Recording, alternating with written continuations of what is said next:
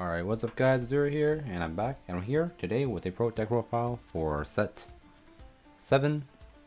This is honestly the only deck I've been playing the entire season, and it is Blademaster. So the deck got a few new cards, but those few new cards really help the deck, and I think this deck is really powerful now. So without further ado, let's just get on with the list. So here is the list. Actually, quite a bit of new cards. But we'll start off with the starter as per usual. The starter is Conroe. Conroe searches you grade 1's good card. Blah blah blah blah blah. Conroe's good card. Mine's shiny too, so there's even more reason to play it. Next up, we have the one of is the scaling dude. Just because we have a bunch of other scalers, we have a different scaler now that's just better. So he's demoted as one of 4 PG, 4 stride fighter. They did get the Blaze PG, but the issue with the Blaze PG is that I think the CBG is more valuable, and to get full value out of the Blaze PG, you need to play more cards that that want like the Blaze keyword in it. And right now there just isn't a lot. So right now I don't think it's worth playing. Maybe down the road it'll be worth playing, but right now I think the CCPG is still just better. And finally, we have a new grade one. I don't know what this thing's called, but this dude's really good. His skill is Blaze. You don't know what Blaze is? Blaze is the keyword for Kagero. They get at the start of every attack step. I think it's like at the end of every attack step, or start whatever.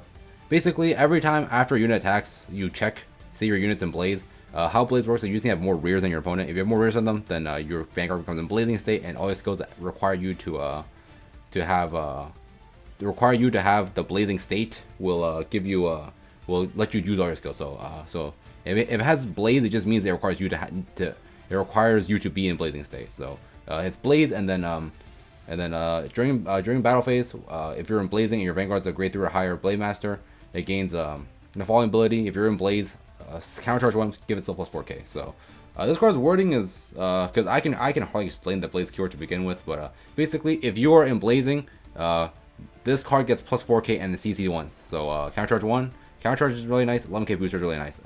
It can be a solo attacker if you need to be. It can be a scaling booster if you need to be. So very good card. This new edition is very nice to this deck, and you definitely play this for it. This card is absolutely amazing for this deck. And finally, grade 2s, we have 3 Sabha. If there's nothing in your points in the same column as this unit, plus 3k, so 12k solo attacker. Played it before because it was a solo attacker. We play it now because it's a solo attacker. So yeah, it can help you aggro early too, because unlike all your other scalers, this card isn't GB locked or anything. So yeah, pretty nice there. Like you can actually use it to push with it early. Next up, we have 4 Jabads, GB1 plus 3k when attacks the Vanguard. So just a GB1 12k attacker, scales with your 11k boosters, solo attacks by itself, very good card. Next off, actually some new cards, 2 Radiant Dragons, or I like to call him the Chonker because he gets really big. On a Blaze, and then GB1 on place, your Vanguard's a grade 3 or higher Blademaster. Soul Blast 1 CB1 to retire when your opponent's grade 1 or lower rears. So can only hit boosters, so it can't hit intercepts unfortunately, but it's fine. But and then he gets plus 2k, and then he gets the following skill. If your Vanguard is in blazing, this unit gets plus 2k per empty rearguard circle your opponent has. So if your opponent has a fully empty board, this thing becomes 21 by itself if you use the skill, because plus 2 from the first part and then plus another 10 from an empty board puts him at 21, meaning he can hit over a defensive solo by himself, and he can scale over heal guard and stuff with a single booster with at 5. So very big card. The retire is nice, but it's mainly here just because it can get really big and scale over heal cards. That's why I call him the Chonker. So yeah, really good card. And then but not good enough to play multiples of it, because you don't always want to be CBing or soul blasting for cost to make it a solo attacker. So that's why it's only 2 of. And finally we have 4 this guy. I don't know what his name is either, but he's really good too. He has Blaze, and then when he's doing attacks of Vanguard, if you are in blazing, plus 2k. So this part is actually not GB locked.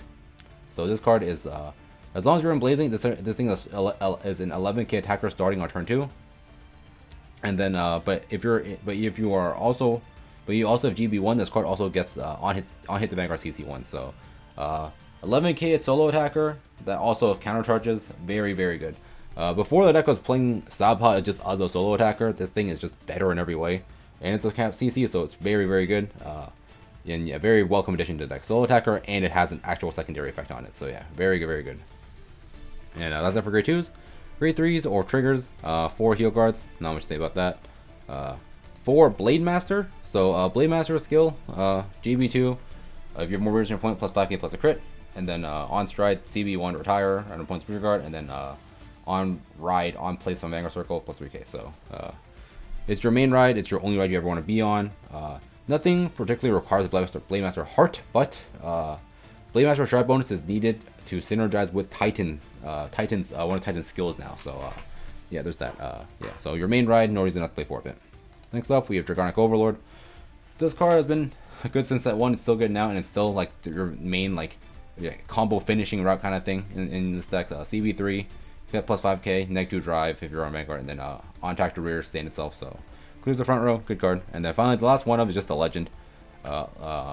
Legend is just kind of here as the filler one of. There's not really anything else I'd rather play in the slot, so I play one Legend. But skill is GB2 once per turn. GB2 once per turn. CB1 discard grade 3 or higher Flame Dragon. Or discard a grade 3 or higher to gain plus 15, plus 1 drive, plus a level, and then draw a card, and then he gains at the end of battle they attacked once per turn. Discard 3, restand it. So there's that, and then on place.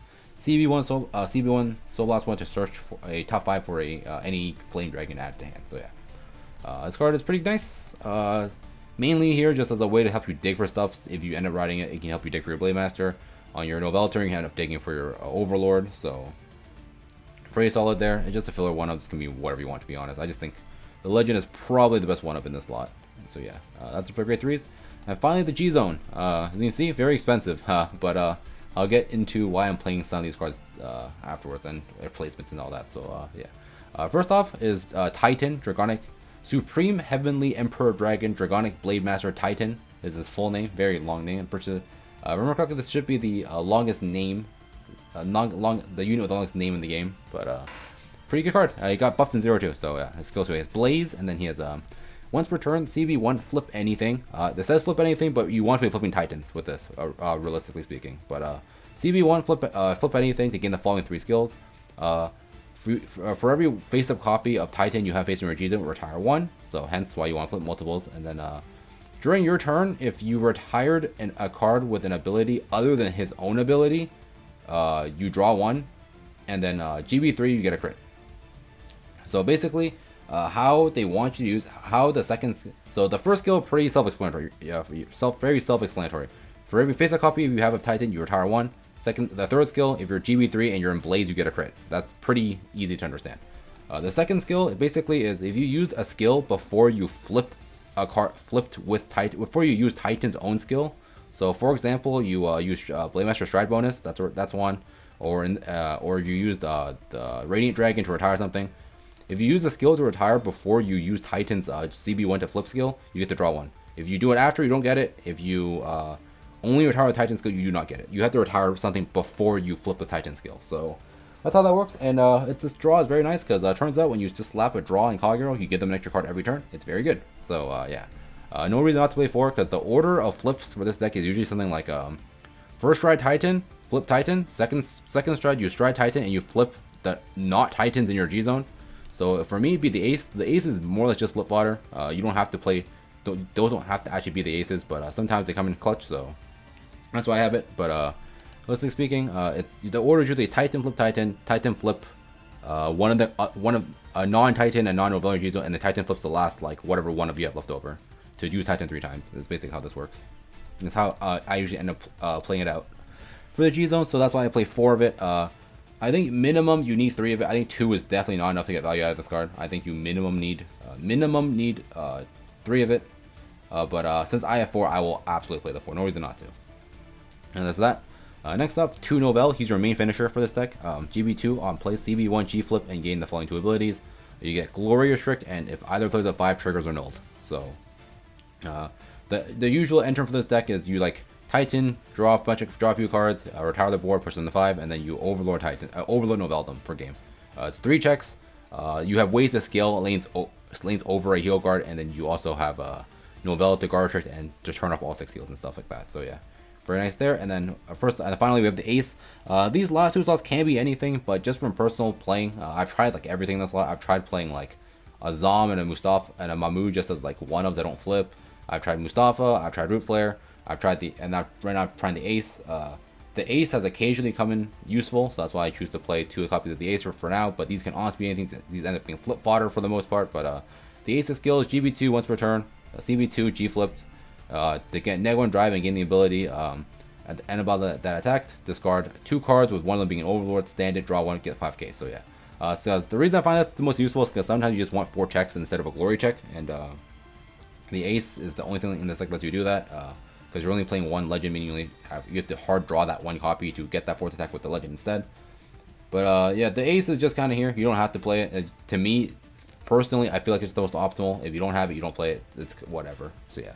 So that's it for this deck list. I've actually played this quite a bit. So I can't say that this list feels relatively optimized, I'd say.